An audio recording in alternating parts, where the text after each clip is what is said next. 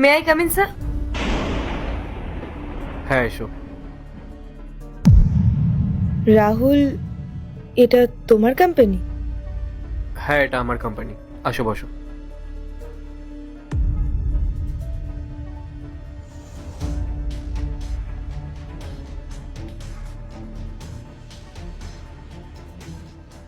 ইন্টারভিউয়ের টাইম 12টা থেকে ছিল, তুমি 15 মিনিট লেটে এসেছো। আসলে আমার অফিসটা খুঁজতে একটু লেট হয়ে গেছিল। I am sorry. It's okay, তোমার রেজিউমেটা দাও।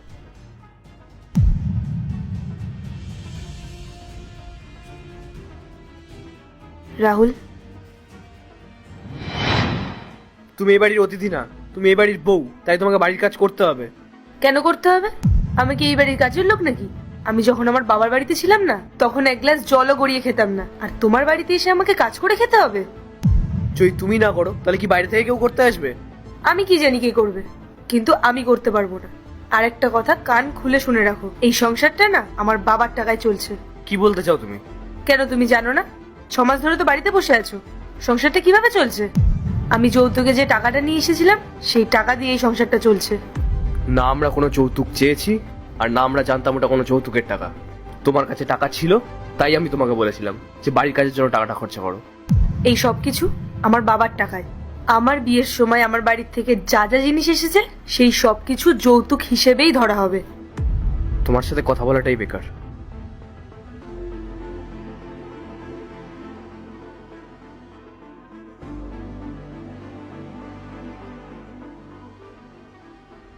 পায়েল, আমার না কিছু টাকা লাগতো। আসলে ওই মায়ের ওষুধগুলো শেষ হয়ে গেছে, ওগুলোই আনতে হতো। আমি কি তোমার মায়ের ওষুধের দায়িত্ব নিয়ে বসে আছি নাকি? নিজে ইনকাম করো, তারপরে নিজের মাকে ওষুধ কিনে দাও। পায়েল, এরকম ভাবে বলো না। আমি তো কাজ পেয়ে গেছি, আমি তোমাকে খুব শিগগিরই টাকাটা ফেরত দিয়ে দেবো। তোমার টাকা লাগবে, তাই না? তুমি এক কাজ করো, তুমি আমার বাপের বাড়ি যাও, গিয়ে আমার বাবার কাছ থেকে টাকা চেয়ে নিয়ে আসো। তোমার বাবার থেকে কেন? বাবারও তো জানার দরকার যে উনি যার সাথে আমার বিয়ে দিয়েছেন সে আসলে কেমন।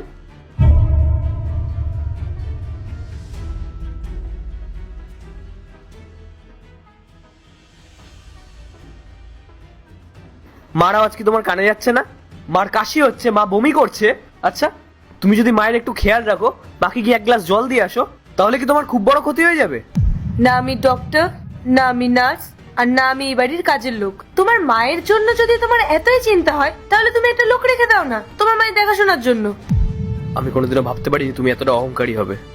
তোমার বাবার টাকার অহংকার তোমার মাথায় চেপে বসেছে। যেদিনকে তোমার কাছে এই টাকাগুলো থাকবে না, সেদিনকে তুমি বুঝতে পারবে যে তুমি কি করছো। আরে তোমার যদি আমাকে পছন্দই না হয়, তাহলে আমাকে বিয়ে কেন করেছিলে? কেন আছো আমার সাথে? আমার ভুল হয়ে গেছে তোমাকে বিয়ে করা, আর আমার এই ভুলটা আমি এবার শুধরে নেব। আমি তোমাকে ডিভোর্স দেব। আমিও। ঠিক আছে রাহুল, আমি তোমার সাথে কিছু কথা বলতে চাই। হ্যাঁ বলতে পারো, তবে যা বলার একটু তাড়াতাড়ি বলো। এমনিতেই তুমি 15 মিনিট লেটে এসেছো, আর ইন্টারভিউটা শেষ হয়ে যাওয়ার পরে আমার একটা ইম্পর্টেন্ট মিটিংও আছে। রাহুল, তুমি আমাকে ক্ষমা করে দাও।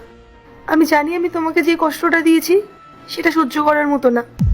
আমার বাবার টাকা পয়সা নিয়ে আমার খুব অহংকার ছিল, আর আমার মনে হতো আমি তোমাকে হেল্প করে এই সংসার চালিয়ে তোমাকে দয়া দেখাতাম। আমি তোমাকে কোনো দিনও সম্মান করিনি, এমনকি আমি তোমার বাবা মাকেও কোনোদিনও সম্মান করিনি। আমার মনে হতো তুমি তোমার জীবনে কোনোদিনও কিছু করতেই পারবে না, আর আমার মনে হতো আমি যদি তোমার থেকে মুক্তি পাই তাহলে আমি মুক্ত হয়ে যাব। কিন্তু আমি ভুল ছিলাম রাহুল। বাবা চলে যাওয়ার পর আমার সব কিছু শেষ হয়ে গেল। বৌদি আমাকে সব সময় কথা শোনাতো, এমনকি তুমি জানো দাদা আমাকে বলতো যে আমি নাকি ওদের উপরে বোঝা হয়ে গেছি। এমনকি খাওয়া দাওয়ার জন্য ওরা আমাকে কথা শোনাতো। আর তার কিছুদিন পর ওরা আমাকে বাড়ির থেকে বের করে দিল। তখন আমি বুঝতে পারলাম যে ওটা তো আমার বাড়ি কোনোদিনও ছিলই না। আমার বাড়ি তো সেটা ছিল যেটা আমি ছেড়ে চলে এসেছিলাম। দেখো এখন যেটা হয়ে গেছে সেটা তো আমরা আর চেঞ্জ করতে পারবো না, তবে এটা থেকে শিক্ষা নিতে পারবো। তুমি যাকে বিয়ে করেছো তার সঙ্গে এরকমটা করো না। আমি আর কাউকে বিয়ে করিনি রাহুল। বিয়ে করোনি? তাহলে এই যে মাথায় সিঁদুর,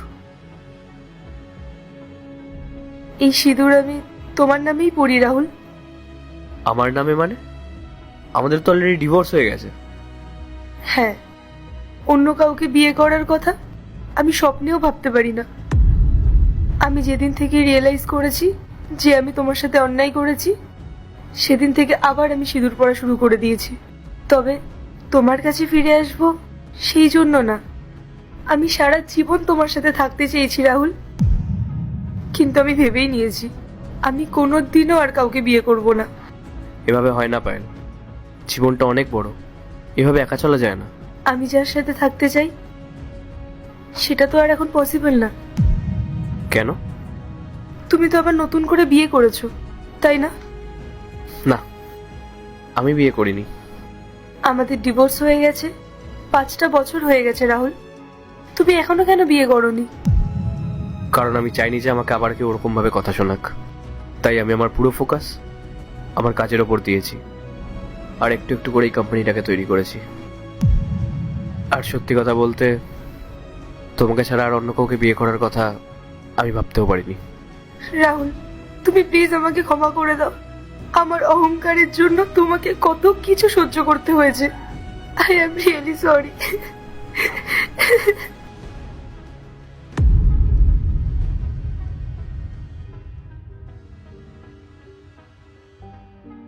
শান্ত হও।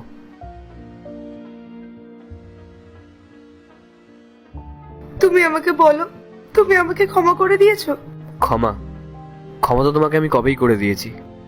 আর আজকে আমি যা কিছু হয়েছি সবকিছু তোমার জন্য। কারণ তুমি সেদিনকে যদি আমার সঙ্গে ওরকম ব্যবহার না করতে, তাহলে হয়তো আজকে আমার সেই সাহসটাই হতো না যে আমি এত বড় একটা কোম্পানি বিল্ড করতে পারি।